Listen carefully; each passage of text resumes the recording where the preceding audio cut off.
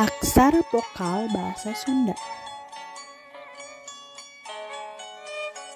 Sapertos anu diuningakeun atau seperti yang kita ketahui, huruf vokal bahasa Indonesia aya 5. Nyaeta A, I, U, E, O. Tapi dina bahasa Sunda aya aksara tambahan. Naon wae tambihanana? Nyaeta nu kahiji aya aksara E jeung E. Janten aksara vokal dina bahasa Sunda teh aya 7. Ayeuna hayu urang sasarengan nyebatkeun hiji-hijinya. Nu kahiji aksara A. Tuluy I, U, E, O,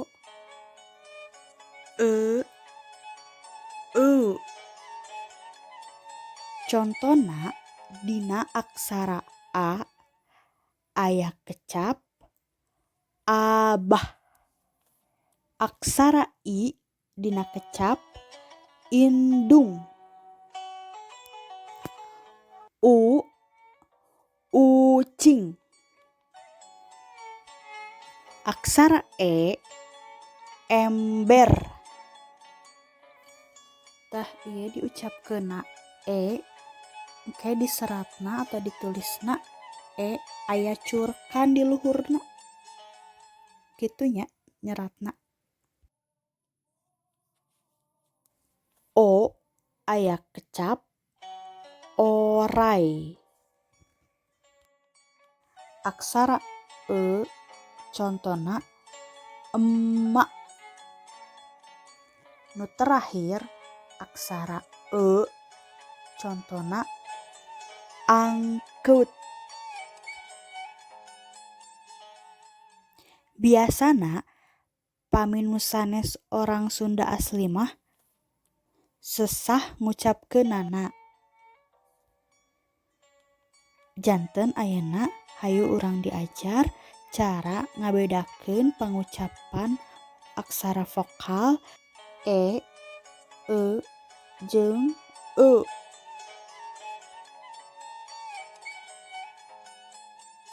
Upami pangucapan aksara E sami sareng urang ngucapkeun dina basa Indonesia, contona merah, bebek, jeung bela.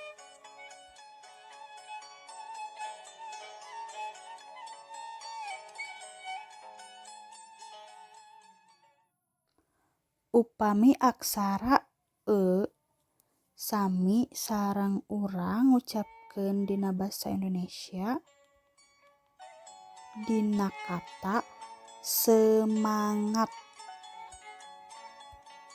segar, Bekasi. Sedangkeun dina pengucapan aksara E di dieu aya sakedik penekanan sapertos geuleuh, deudeuh, angkeut.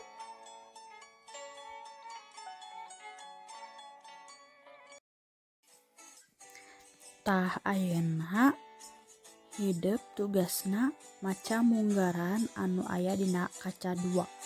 Sekarang kalian tugasnya membaca yang ada di halaman 2